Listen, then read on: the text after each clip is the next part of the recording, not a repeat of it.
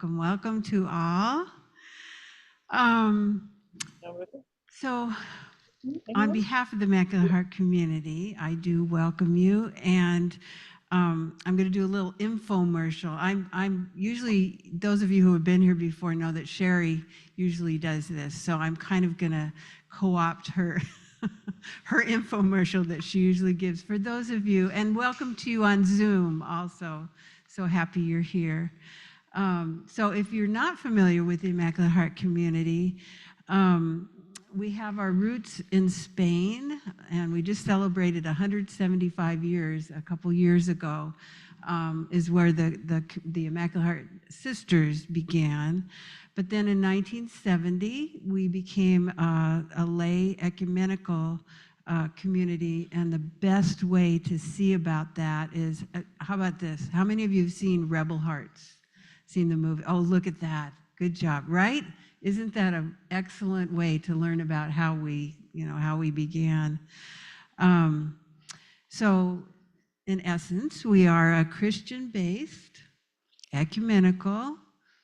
We include men, women, gay, straight, married, single folks. We have members all over the United States, in Canada, and we have two members, and Gabby, are Catherine and Sue on with us? We have two members from England. Wonderful.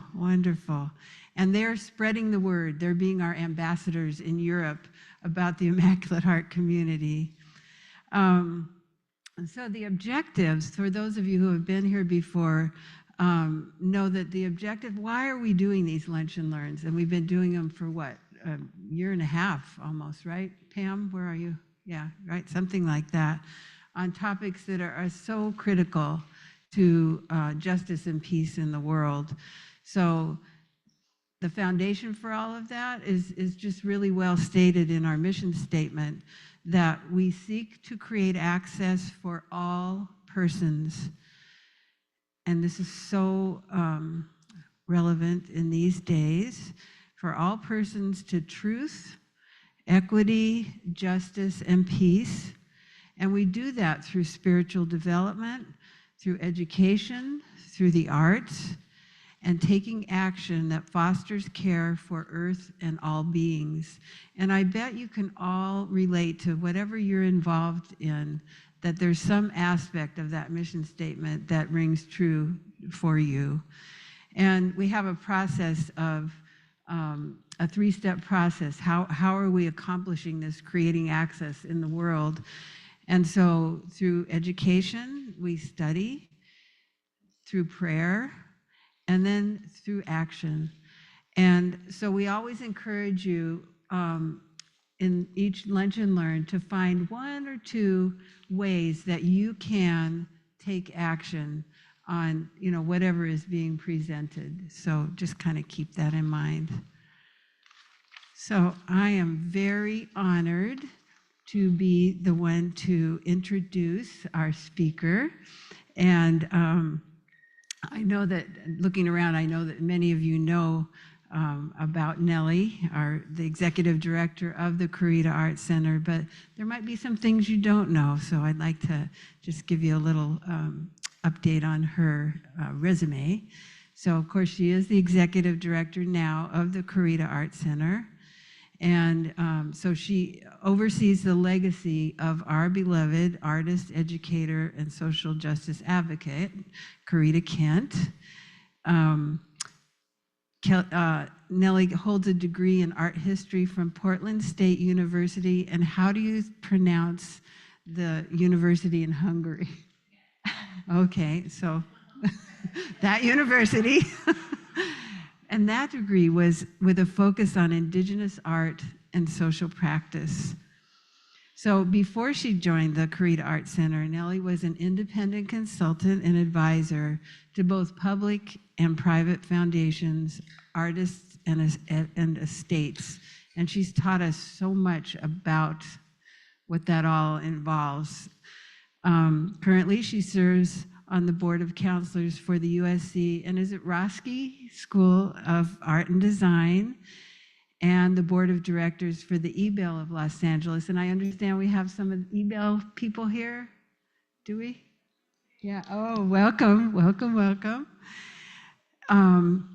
So now, of course, as the executive director of the Corita Art Center, has done incredible things in national and international art programs, and supported many numerous cause-driven partnerships.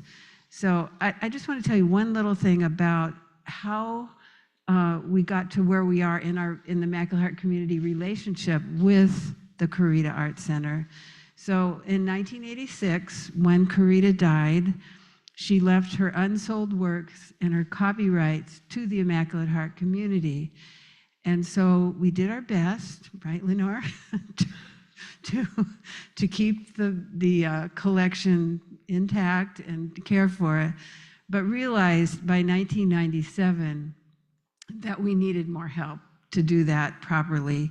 And so the Immaculate Heart community founded the Corita Art Center to honor and preserve her legacy and her works for future generations.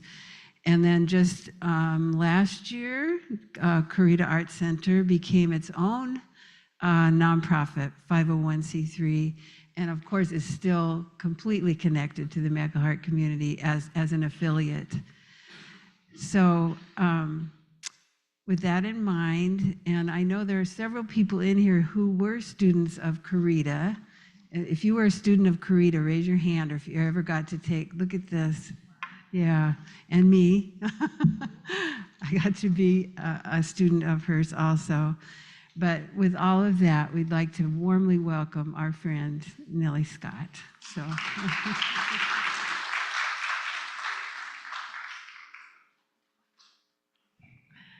Well, I'm glad Lenore is right up front. She's going to keep me honest. Great. Thanks, Chris, so much for the warm introduction, and for everybody who's on Zoom. I'll be, very radically transparent. I always get a little nervous giving presentations. Because, and then I remember I'm in a room of friends and people that share our heart and mission. And so today I want to tell you a little bit more about the actual work that we do at Corita Art Center, because that's always the big question mark. What do you do? And then, of course, share a little bit more about Corita, her artwork, and her history, because it's such just an absolute honor to be a steward of her legacy. What a good person to be a champion for. So I'm just gonna get started. I'm curious how many people in the room or on Zoom are familiar with her work itself. Okay, good. We've got some fans.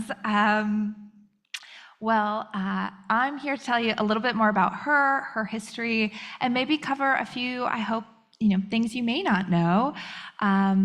So Corita herself, here she is, a nice little photo of her smiling. She's got the best smile in every photo that we have of her. She's actually was born in 1918 in Fort Dodge, Iowa, and her family, while she was quite young, moved to Hollywood, and she's very much a daughter of Hollywood. And so we're gonna kind of tell her story through her artwork, because there's no better way to do that. This is a sentiment that I thought I'd start today with, as we all take some big deep breaths and center ourselves when we're looking at her artwork. This is certainly something in the last month and really in the last week that we come back to, of what our work it really comes down to. What is our North Star and mission? It's not only education, but it's also creating hope. And hope is hard work. You have to show up every day to make hope. And there's this great quote, in addition, from Corita. This is a phrase she uses often, that doing and making are acts of hope. And we are all doers and makers. So I'm just going to jump right in because that's where my brain goes as art historian is let's talk about the artwork and how incredibly significant Corita is, not only within the art historical canon, but also pop culture canon and spiritual canon as well. So Corita herself, she was always an artist. She was encouraged by her father, even at a young age, to make. And in our collection, we have some of her very young drawings from when she was a child and a teenager. So those are jewels in our archives. And she was very drawn to the order itself. She joined right out of high school. And there's many reasons. Every person had their own personal reason for joining the order. But for Corita, her older sister had already joined. Ruth was an Immaculate Heart member, and also her brother also went into the religious life. But there's some very practical things when Corita had graduated in 1936, just historically, that's important to remember. The Great Depression. And a pathway to education and artistic practice at a time that was not available to women. So the Immaculate Heart College was the jewel on the hill on Franklin and Western, and still is for women and women's history and education. She was well aware of this order. She had gone to Blessed Sacrament as a child.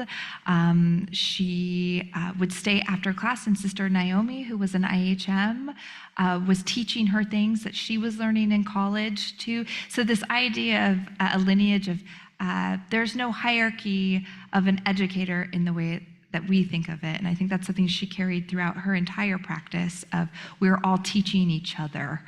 And so with that, she joined the order, which in order to teach at the college level, you had to have your higher education.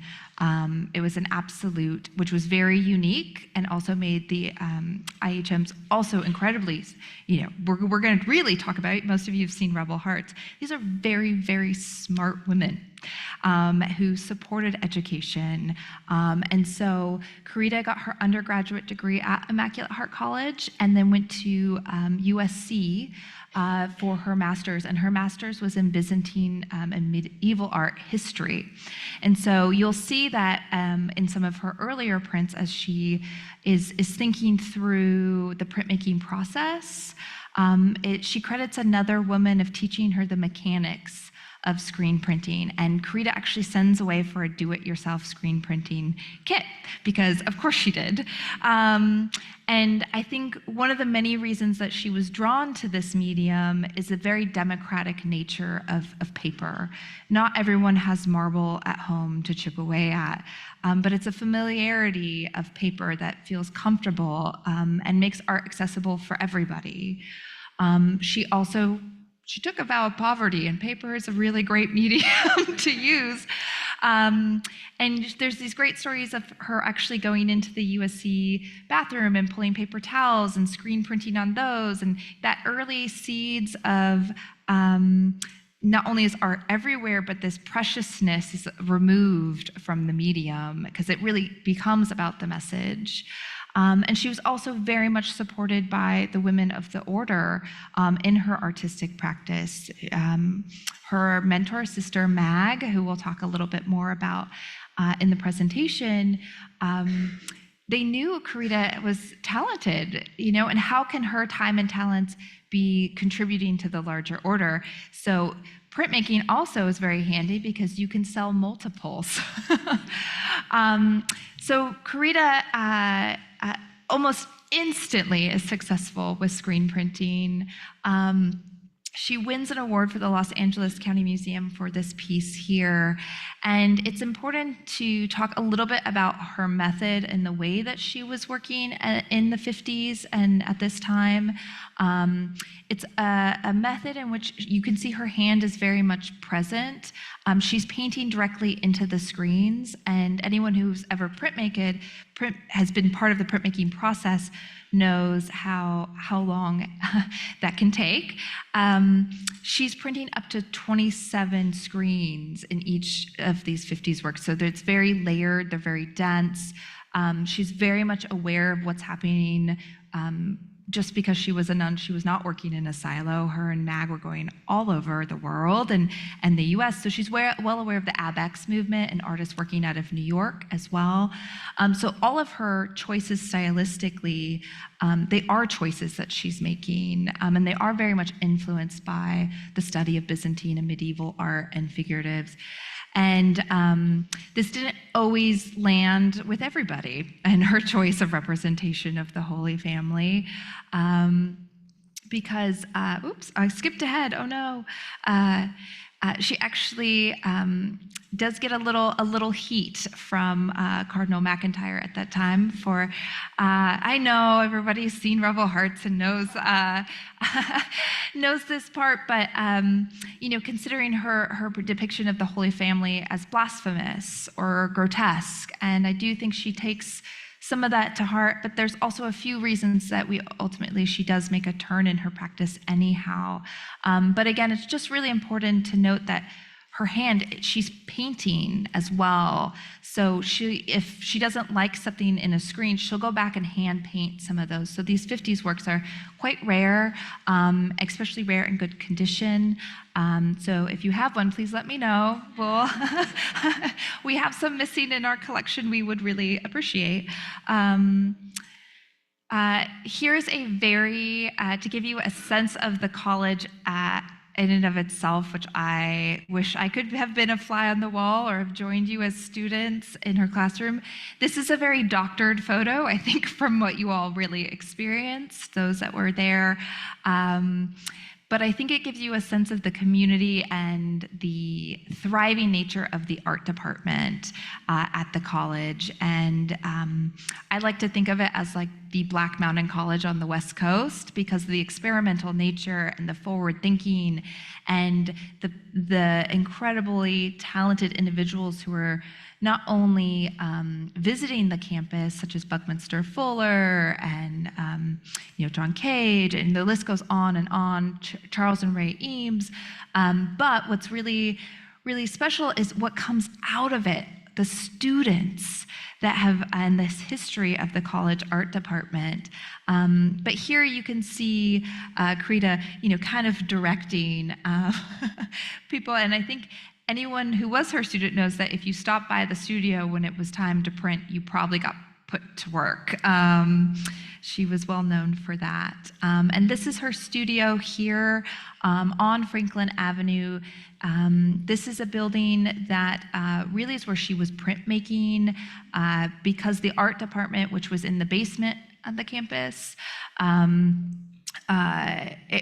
people were just stopping by as her success was going through the roof, and people really were recognizing Corita for her talents. They were disrupting classes.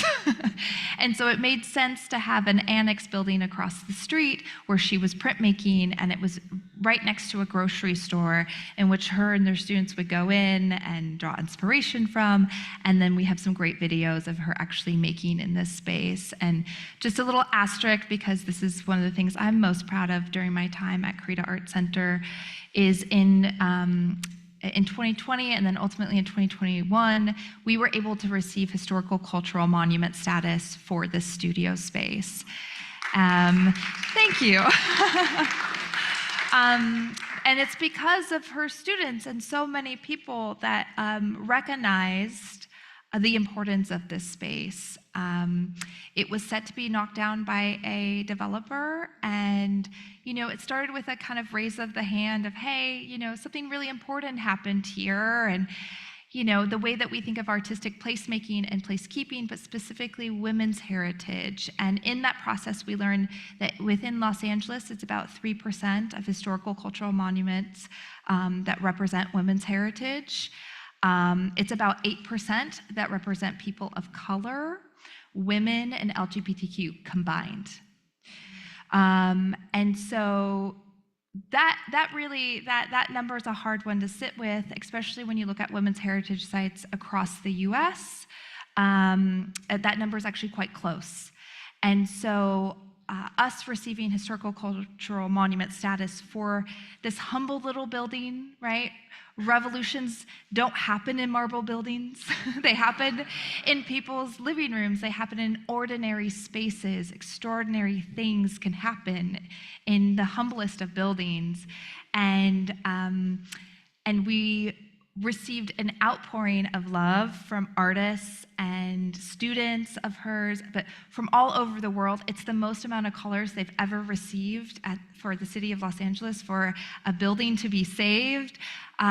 Yes, it's really quite special. And now we're in partnership with Saving Places and the National Trust in working and talking about how we can, again, with setting new precedent for women. So when we talk about her history and her history as a living legacy and the work of Corita Art Center, it's an iceberg. Because where art gets made and the spaces we create together, like the space we're creating today, it matters. And so this is a little shot, some photographs from some of her students of, gosh, don't you wish you were at this print cell to buy a few? So this is a little treat from inside. I don't know if you all can see this inside her studio. But this kind of sets the stage for the way that she begins working and what people really know Corita for, which is her within her pop art work, which starts in 1963 with this piece called Wonder Bread. And you can see here the Wonder Bread packaging that she's pulling from. So there's a little bit of a Venn diagram to point to this shift towards pop art. One of them is Vatican II, which this order, just as you know, again, for those who've seen Rebel Hearts, really took to heart. And the idea of a common language and, shifting the way that we're giving Mass from Latin to the native tongue, and how do we remove barriers? So there's a spiritual element to the way that she's working.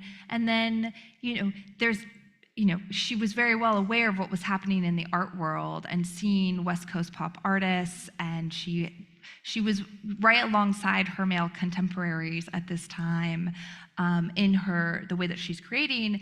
And then there's this element that I think is really fascinating, is it's a take what you want and leave the rest in many ways. You can see this bridge between the abex to the pop art here in this piece. If you are religious, this might be the Eucharist, these wafers. They might be the 12 apostles, or it might just be Wonder Bread packaging. And that she's like, so it's a little bit of a mystery, and she lets you as the viewer decide. And this is some of the historical photos we have in our collection. So we've digitized nearly 18,000 photographs in the last few years, because Corita was a prolific photographer. And it really gives a good idea of the way that she was working and also her environment and the environment of the women. But this is the market basket. So the market basket opens up right across from the college campus and the mother house. And I could only imagine what it would be like to be a bag boy there with, the students in and out and the women of the order in and out. But she's drawing inspiration, and she's incorporating it, and she's working in a different method in which she's using a little more of the stencils. So the way that you'll see that she's working is, and we have a few that directly you can see, is that she shifts to her medium really being about the message, and the subject matter is the typography and the letters and the choices, and she's the greatest appropriator because she's pulling from pop lyrics from the Beatles. She's pulling from packaging. She's pulling from very obscure books that have double meanings. So you always really have to really read with why she puts these things together. And very specifically, her color choices. We remind younger audiences when they come to visit our collection that Photoshop did not exist at this time. So she's physically manipulating the letters, photographing, making stencils, and then incorporating into it. I'll just read this quote out loud because it feels very timely. "We make for others, for the old, the middle, and especially the young, that there may still exist a planet in which they may taste the hardships and joys of making." And that gets in you, right? Bread gets inside humans. And this photo, which I think a lot of people assume is a protest, but it's not. It's Mary's Day. And Corita is the head of the art department, starting in 1964. And she's, in some ways challenged and given the opportunity to think through Mary's Day with her students. And it's something that really sits with us at Corita Art Center when we gather people, and the intention of gathering people. What does that mean, and what is our responsibility? How do we create containers for dialogue? How do we bring two people, maybe with opposing views, together for conversation? What could be solved if we could have a meal together?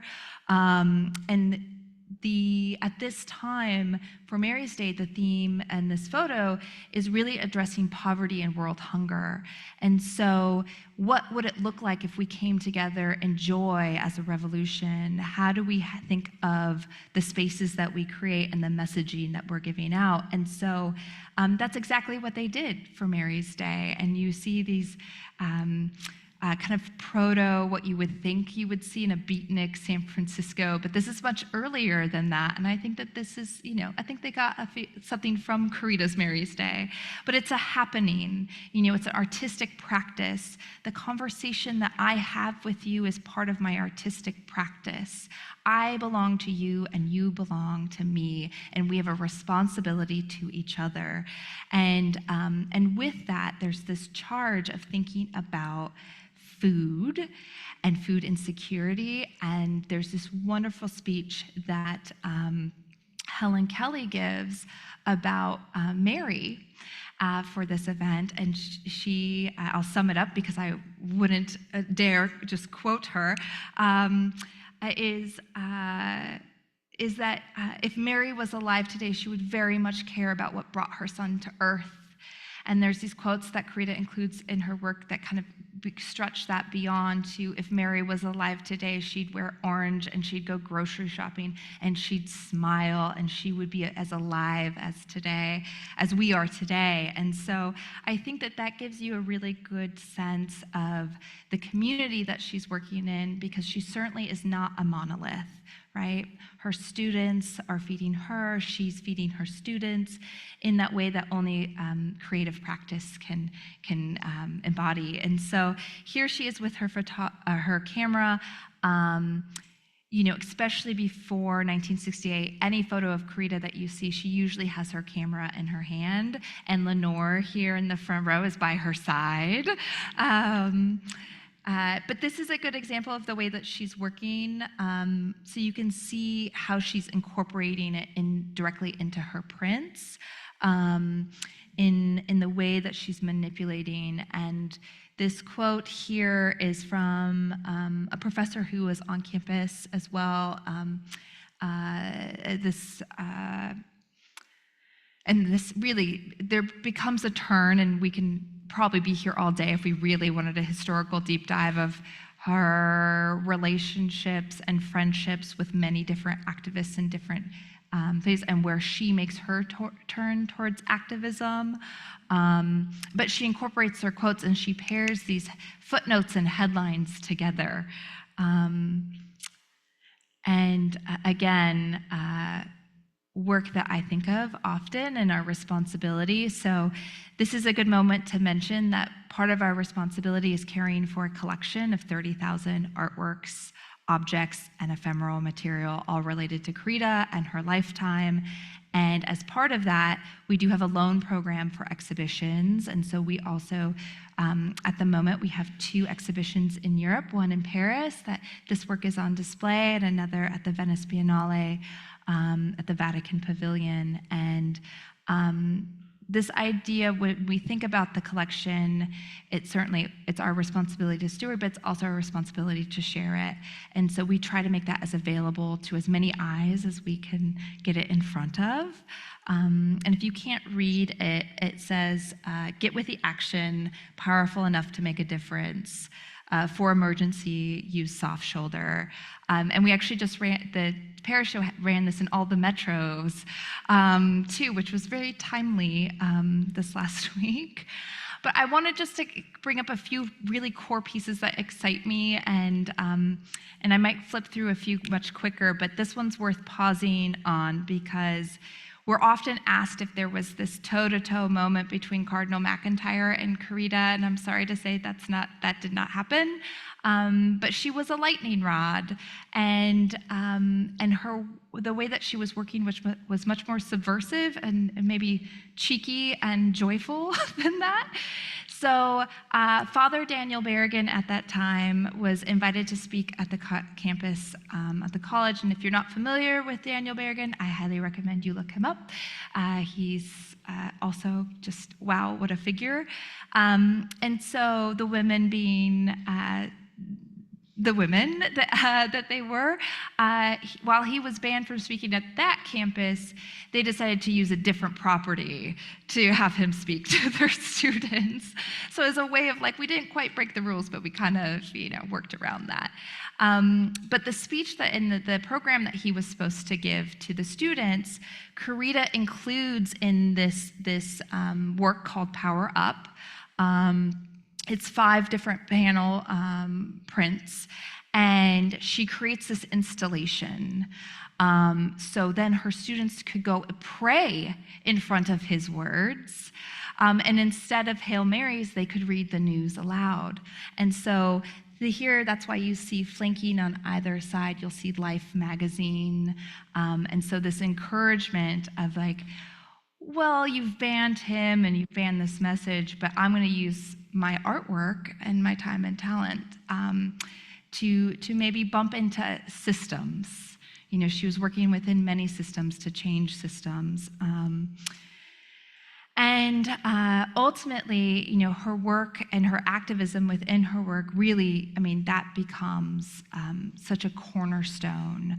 And there's many works that we can cite that happens. And ultimately, without going too deeply into it, she goes on sabbatical in 1967 and ultimately seeks dispensation from her vows in 1968. And what comes out from her work right after is maybe the most productive year of her entire life, 1968 to 1969. She has 3 really big series, and one of them is called the Heroes and Sheroes series, which touches on just about every movement, and quite honestly, they feel very relevant to today in the world that we live in. And in many ways, they're works that maybe she could not have made while she was a part of the order without causing more controversy as well. And so these were made in 1968, 1969, and she's addressing civil rights, the farm workers movement. She's addressing anti-war and Vietnam War. And just because it's one of my favorite pieces. Not that we're allowed to have favorite pieces, but we all kind of do. And this is one of them for me. It's called A Passion for the Possible. And first, I think it's really cheeky because there's no hierarchy of where she's pulling from. There's a quote from Playboy magazine here. And then if you can't read it, again, it says, hope arouses as nothing else can arouse a passion for the possible. And there is a photo here at the bottom in the way that she's using photo mechanics at this point too. But it's a photo of a peaceful protest in front of the White House. And this idea that, again, hope is hard work, and we have a responsibility to create hope. It's not something just given to you. And so when we open our new space, which I will talk about before we leave, we will be opening with all 29 works on display for the first time in Los Angeles together. she continues with her advocacy, and I think that's what's so, even into her very, until the very end in 1986, she's using her work. She very much knew the value of her work. She was selling her work as an independent artist and taking on commissions, but she was also equally giving to causes she cared about. So she had both of those balanced. And this is from the Poor People's Campaign, and it says, "God's not dead, he's bread." And this, I think poverty really is something that she focuses on quite a bit in a lot of her later years, but then also turns to anti-nuclear war and anti-war because it affects them most. When you see love in Corita's work, it's a humanitarian love, not a romantic love. And here she is without habit in her apartment. And there's some really great stories from this time period. And she's taking on commissions, and some of my favorite works are from the 70s and 80s because I think they're some of her most political pieces. But this is an example of the types of commissions she was getting. This never went to creation because the company that had commissioned her to make these panels, they were like a fabric panel that would have been printed.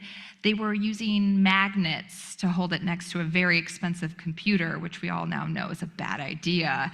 So they never went into production, although we do have some of them in our collection.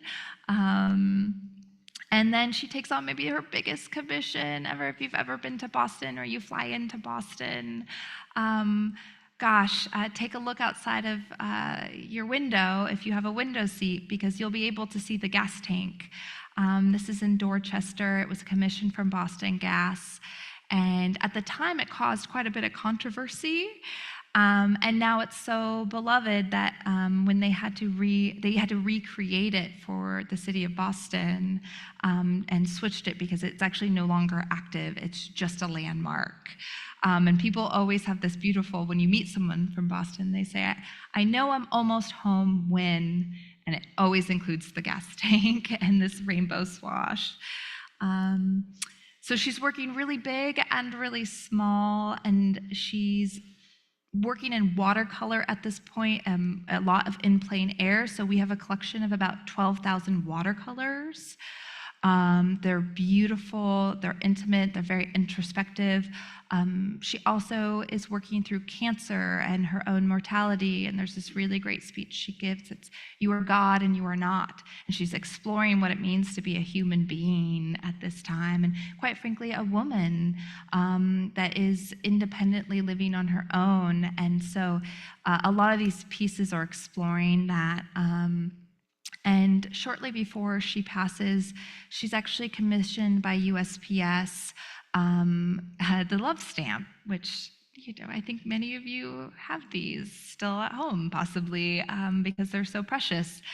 And there's a great story that they wanted for the unveiling of this. They did it at the Love Boat, and Corita refused to go because she said, "That's not the love I meant." And because it was about a humanitarian love, it was about everybody, what is best for the collective whole. And so this gets into us as the center, because shortly after the stamp, she passes. And what's left in her apartment goes to the Grunwald collection, which is now at the Hammer Museum. Her personal papers go to Harvard, and then everything else went to the Immaculate Heart community. And they have been such loving stewards of this. And when I think about the work that we do, none of that's possible, not only without them, but really the foresight to know that she belongs to the next generation and to keep this collection together, because they could have done many things with it. But instead, we're saying, you're not going to forget her. And in a sea of landscapes of artists that you may come just immediately to your mind, they're usually, especially if they're a woman artist, they're remembered with their male partner. or their legacy is tied to their male partner. And here we have a singular woman artist who's just an advocate, an educator, all of the things that we care so deeply about. And you have, at that time, largely a group of women and now men from all walks of life going, you're not going to forget her. And so that is the legacy that we have at the center in kind of taking on and adopting. And what would Corita really care about, is always a question mark for us, but we really think of it as our responsibility or the ethos she left us, which is arts education as a North Star and showing up, right? How can we show up for each other? And that looks so many different ways for the work of the Corita Art Center, which is very different from, let's say, just a museum or just an art nonprofit. We have the good fortune of doing just about every sort of project you can imagine. So you'll see a few photos here, just a few examples of the type of and the way that we think about working. Our mission really is empowering artists that are working today and their visions, because artists create a future that doesn't exist yet, right? We have to listen to artists. They know what they're doing, and I think that was something that really spoke to us. So during COVID, we had some grants that we turned on our head and said, let's just hire artist educators to make. Let's have them do what they're really good at. And then with our network, we were able to distribute curriculum to over 80 nonprofit partners across the US. And so we realized our role and impact is the creation of artistic curriculum by supporting artists today and teaching artists. And so we have created Corita 101 that does that in many different ways. If you come to Corita Day next week, you're going to see that in action. It's going to be quite the event. Everything from art, we'll put you to work too. That's really what I should say. But what is it that Corita Art Center does? We are exhibition support. So we work on developing exhibitions throughout the US, but also internationally. And that is a very big role because it has a huge impact in getting her work in front of people, getting it in dialogue with artists working today. Scholarship, we have researchers from all over the world that we host. We've had several PhD dissertations just finish in the last year that we've been supporting on Corita's life and work, really placing her in, again, these different historical canons. I spoke about Corita 101, the art kits. So this is another aspect of the work that we do. We were able to get out 600 art kits last year. We're hoping to do more of those this year. And I will tell you, I will, stop at no end to get those art kits out, because when you distribute them to people, especially children, we all know that art creates more empathetic humans. And we sure could use a lot more of those as they grow up to understand each other and their community and quite frankly, mental health. So that kind of goes into the good news that I'm going to end with, because I could talk about Corita forever, is the big news. We have a new space. It's coming. We're just moved to downtown Los Angeles. We are opening March 8th, International Women's Day, during Women's History Month. And we are very excited to open our doors to everybody with a commitment to folks from all walks of life and creating, again, that container for curiosity, creating a place and a home for community. And that looks many different ways, but part of the reason we're opening with Heroes and Sheroes is it's hopefully going to become a touring university show. We've developed curriculum to go alongside that for university age individuals, which, just to speak to it, I think we have many people in the audience that work within this space as well and knows that we have an epidemic of loneliness happening at this time. And Gen Z is more likely to die from suicide than any other factor in their lives. And we know that community is a pathway to reducing suicide, mental health. Art is healing art can do many things, and it can create environments. And so we have that really in at the forefront of our minds, in the space that we're creating for others to come together. And so it's a new chapter for us, so we hope that you all will come and visit. If you are not already on our mailing list, please get on it, because that's where you'll get the good news on how you can get a reservation to come see us and see the new space. We also have events all over Los Angeles that we host and produce, everything from K through 12 to adult programming. And again, we're very good at gathering people, and we're very good at, creating hope. So here you'll see a billboard that was on Santa Monica that 1-800-CALL-JACOB, it just replaced it, but so please don't go see it now. I know. If anyone would like to sponsor a billboard, please let me know, because I would love to see these all over the US if we can, because that's what Corita, especially in her later years, she created a billboard that said, "We can create life without war." And her intention was that if people saw it enough, they would realize that they were part of the we. And so that's our responsibility, is to keep using her artwork to create more we. And that's it. That's my contact information. Does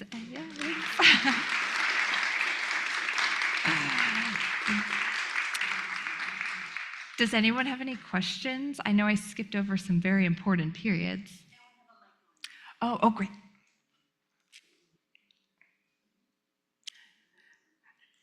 No, we're good. Okay. Oh, what? We have a question. Oh.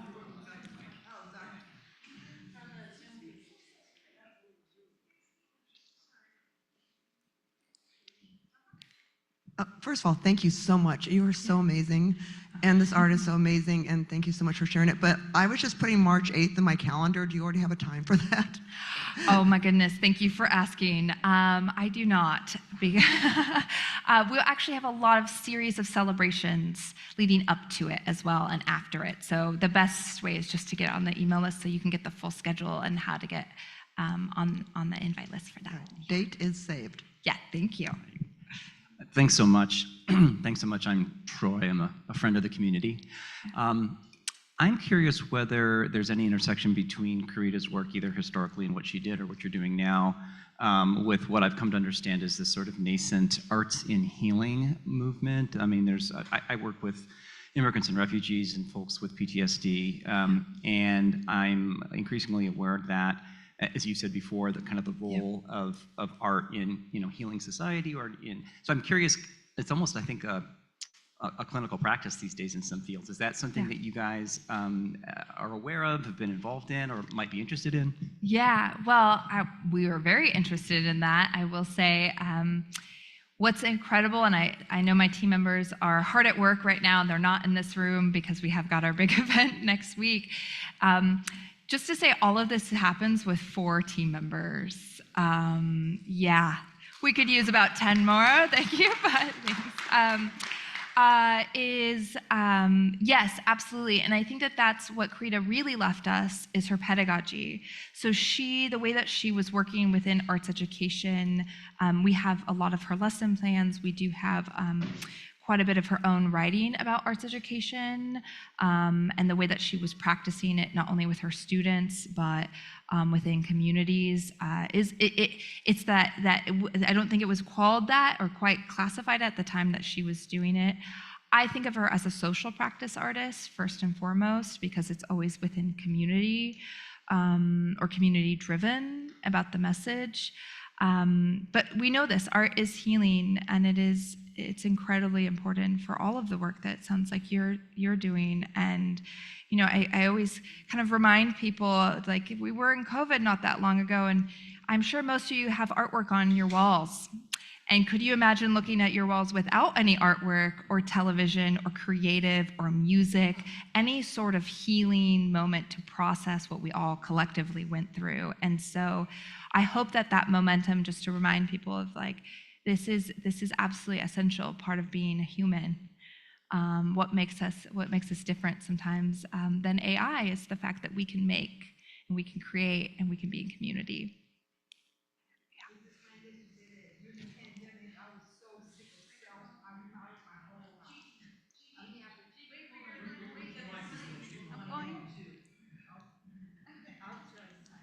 Yeah.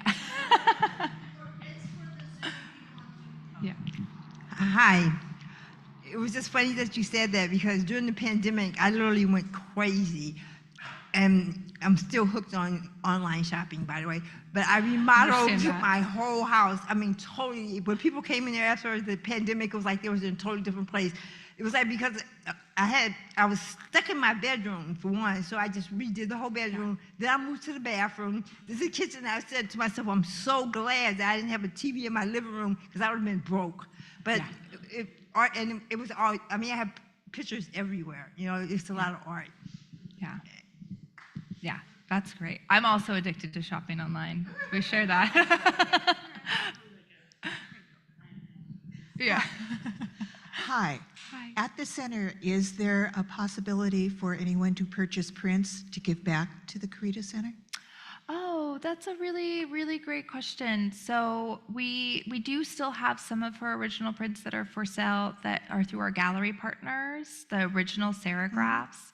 We don't sell them at the center. What we do have, though, if everyone's curious, and Lenore reminded me too to mention it, we do have a retail store, and we have special projects that do support Corita Art Center. So whether it's a t-shirt or a new maybe chocolate box we haven't announced quite yet for the holidays, we have a lot, and that's actually a great way to support us. And Terrific. also we have a membership program. There's also, just to be cheeky, there's an irregular bulletin that was made by the Immaculate Heart Women, which I just love the way that they fundraised. There's a great page that says, "We love warm friends, but we like cold cash." And and I think about that often of like, we really actually, when people are able to give to us, they kind of get to give through us. So each one of those art kits is $15. So when we do a project and we get $15, we get to give another art kit out. Great. So any level that people are able to support, we are really appreciative of. Terrific. Yeah.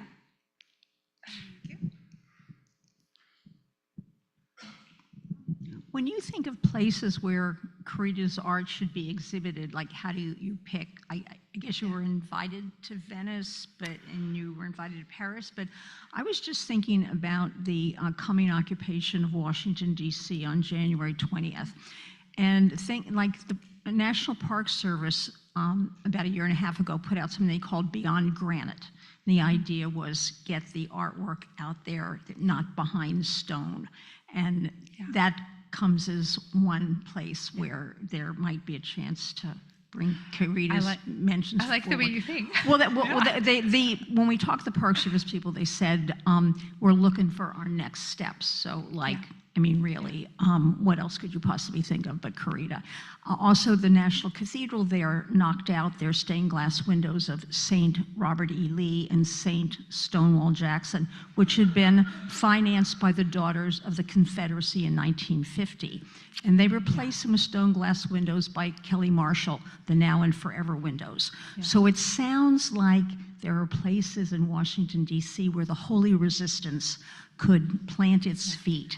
And strikes me as a great place to start, but I don't know how you do that. We should chat. So to answer your first question about exhibits, we do have the great opportunity to choose where we exhibit her work. Some of it, of course, people own works and loan, like they're in universities. She's in every major museum collection, and sometimes you have to ask the question of why she's not a household name. How come we don't, like that's the number one question we are asked. They come and visit and they say, how is she not a household name? And there's many factors of why we could say that, you think of her male contemporary artists, everybody knows right off the bat. And somebody like this that represents so much, she should be. And so I would say, these exhibitions are developed at the capacity that we as staff have the ability to support. And so sometimes that means, hey, we can't do this for another few years, or we really try to go much deeper. I'm, my highest hope is to see a real beautiful major retrospective at some point, maybe in New York or internationally, that showcases the depth in which she was working at all of these different periods in her life. But that's, just to put that out there, that's always the big dream. But in the meantime, we really love putting her in conversation with artists working today. And there's so many contemporary artists that cite Corita as their North Star, and their voice is meeting the moment of what's happening in this world. And so we do try to uplift those voices, and by partnering with them or, being in exhibitions with those artists. You saw the Heroes and Sheroes, gosh, they're so relevant. So we do have the loan program, and we try to subsidize those exhibition loan fees because it costs us money to manage that. And so we do the best we can for what we have. I love the idea of a stained glass window, though, with her work at someday. Gosh, wouldn't that be really, really juicy? Maybe a juicy tomato. But you did ask about Venice, and I think I didn't mention it here, but it's probably a really important thing to mention. We were invited to be Corita was invited to be part of the Vatican Pavilion this last year at the Venice Biennale. So if you're not familiar with the Venice Biennale, the best way to describe it is like the World Cup for the art world. Every country picks an artist to represent, and this year's we're so excited to see Jeffrey Gibson representing the U.S. And the Vatican Pavilion has its own pavilion, right, as its own state of being. And this year, it's 7 artists, and one of them happens to be Corita, so she's the only one that's not alive in that show. So then Corita Art Center becomes that conduit. And it's inside of an active women's prison. So we've been working since April actively with the women there in Venice. There's 80 women that are currently residing there, and over 30 of them signed up to be tour guides, to give you an idea. So the show is really for them. Her work's in the cafeteria. We're working on all sorts of arts education. And actually this week we have, as a conclusion to that show, we have a banner going up of their own words for guests coming in and creating space with them. So that has actually stretched us in new ways of thinking of alternative spaces to see her artwork. Yeah. So I work with recently sheltered populations, and one of our, I hate to call art a problem, but one of our problems is people are using the walls and the floors and ceilings of their rooms as a canvas. So I'm thinking the art kits might be helpful. So can you just kind of help me understand what is in the art kits? Are they flexible? Is it something that we can kind of, like if we say don't put paint in, can you do something like that? No paint. Okay, There's good, no paint. okay. So I'm really excited you asked that question because I do love the art kits and they're completely adaptable. Most of you have some familiar with nonprofits, and you write the grant and the metrics are, they don't make sense. You're like, who's doing this for what reason? Because it becomes about numbers of people versus a deep impact. And so we really try to make our programming adaptable to the people we're serving. So each art kit is actually quite different. So it depends on which artists we're partnering with. So for example, with the artist Patrick Martinez, who's here in Los Angeles, he does these incredible peachy folders. We partnered with Casa Esperanza, which is now in Pacoima Beautiful, to develop that art kit to that curriculum. Now, we also work quite a bit with, Housing Works, who I know is also a partner of Immaculate Heart Community, Center of Hollywood, and we've developed programming around there as well. So those are different art kits for different individuals. And part of that art kit is something we call the Plork book, which Plork means play and work. And it was developed in partnership with the county for mental health and wellness during Project Room Key. And so all you need is a pencil, and it's a journal. That was us. Okay, yes, that was us. And that was developed because, right, there was no supplies being able to be allowed in, and so every one of those kits includes a Plork book too. So, okay, good. All right. Nellie, it's good to see you again. Bob Williams from the staff here. And we're so honored to have the exhibit that you and Olivia prepared for us of John August Swanson. as a student and protege of Corita. Yeah. And for anyone who hasn't seen it, of course, it's on the wall here near the offices and so forth.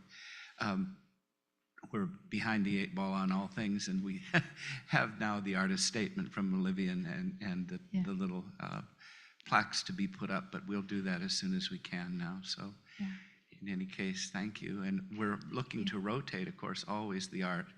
So what with COVID and everything, Warner Trainham's display has been in this room for quite some time. And so we're wanting to switch eventually. So any leads that anyone has, we very welcome. Thank you for the exhibit that you've made possible here.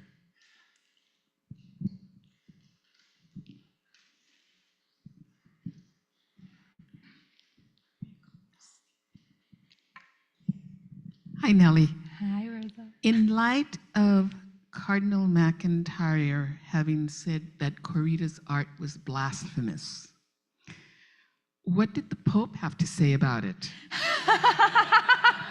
Oh, thank you.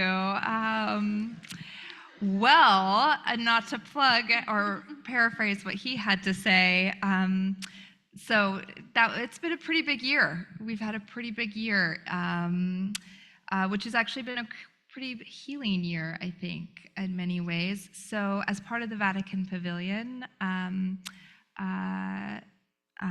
Pope Francis visited the exhibition and met with all of the women, and I had the good fortune of representing, Immaculate Heart Community and Corita Art Center, and we were able to meet him, and there's a beautiful speech that is online if you're curious to see, that he gives about the importance of art, and he mentions very clearly Corita, and the importance of women to vision a future of a community where there are no strangers, and the responsibility we have to each other. And he cites Corita along with Frida Kahlo and Louise Bourgeois as people we should look to and lean on. And so that really was when he said her name is Corita Kent, not Sister Corita, it's Corita Kent.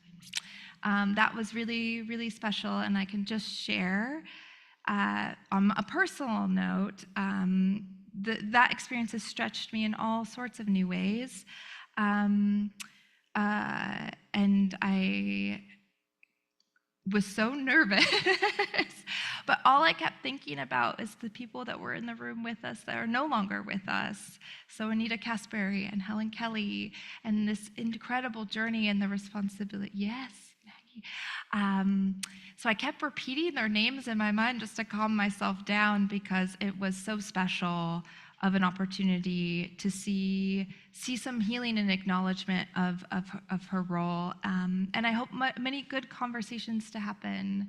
That was certainly a moment for us that, on a historical level, like, wow, how amazing, but also in a thought of looking forward to our responsibility now to this moment, and what's happening in the world, and people, we need each other, we belong to each other, and that he was a reminder of that. Yeah, thank you. Yeah. My new friend. Yeah, great. Is there anybody? Nope.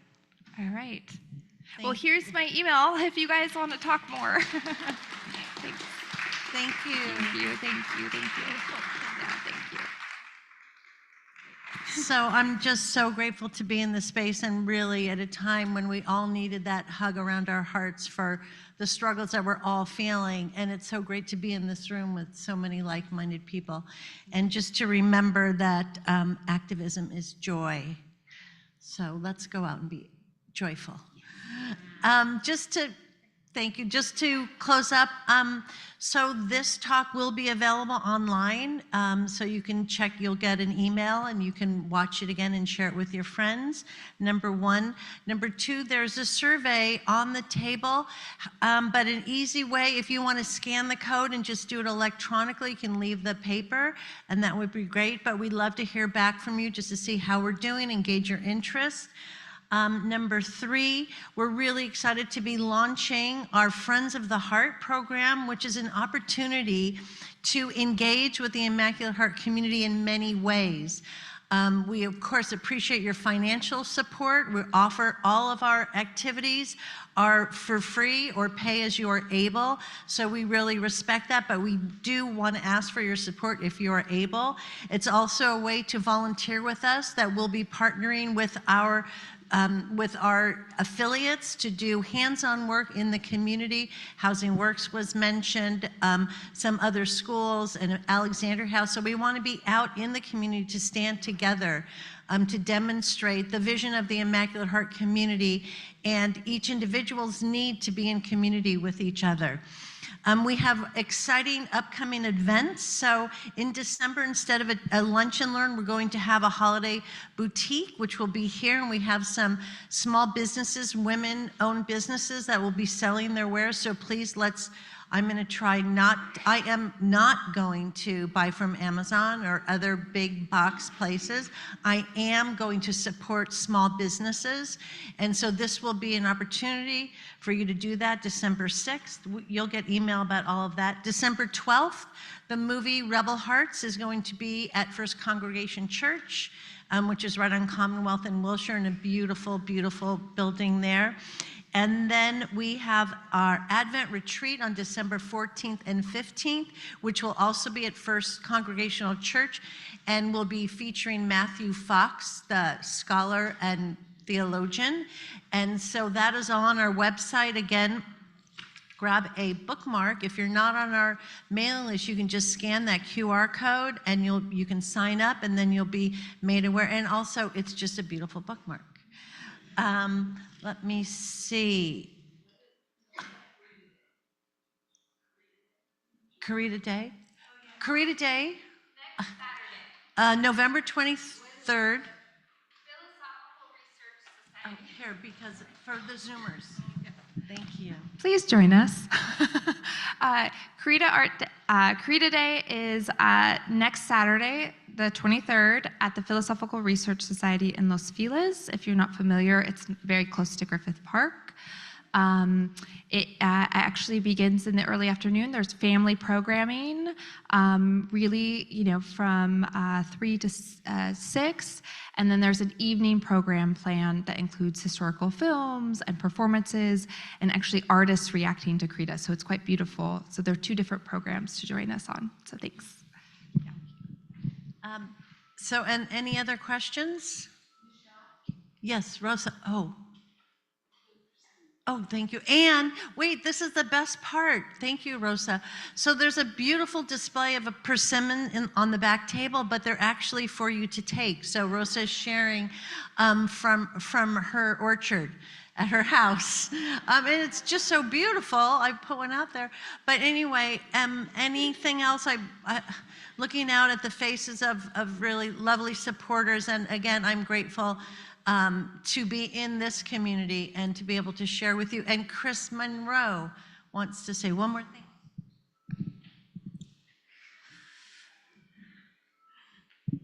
I just want to put in another plug for the Advent retreat. How many of you have heard of the theologian Matthew Fox? Awesome. He's coming in person to be with us. And so the title of what he titled it is Advent 2024, A Great Coming, Creation Spirituality, which if you know Matthew Fox, that's his thing, and the renewal of religion, humanity, and Holy Mother Earth. So Matthew will be giving the morning lecture discussion part of it, and as is his pedagogy, always includes what he calls art as meditation. And so there's going to be some art making, some music, and then it'll all culminate in a liturgy ritual at the end of the day. It's going to be fantastic. And then on Sunday morning, to continue the retreat, Matthew's going to give us some reflection questions, And those who wish to continue the retreat experience on Zoom, we'll have a time together there. Matthew won't be there, but he's going to give us questions to reflect on. So please, it's on our website. It's on the Immaculate Heart Community website. So take advantage. He's going to be with us. Thank you. And I mentioned Friends of the Heart, but there are applications on the table. So please feel free, and there's pens. If you want any more information about that, any staff member can help you. And any questions on Zoom? We're all set? Okay. All right. Thanks everybody for coming. It's great to see you all. Thank you so much.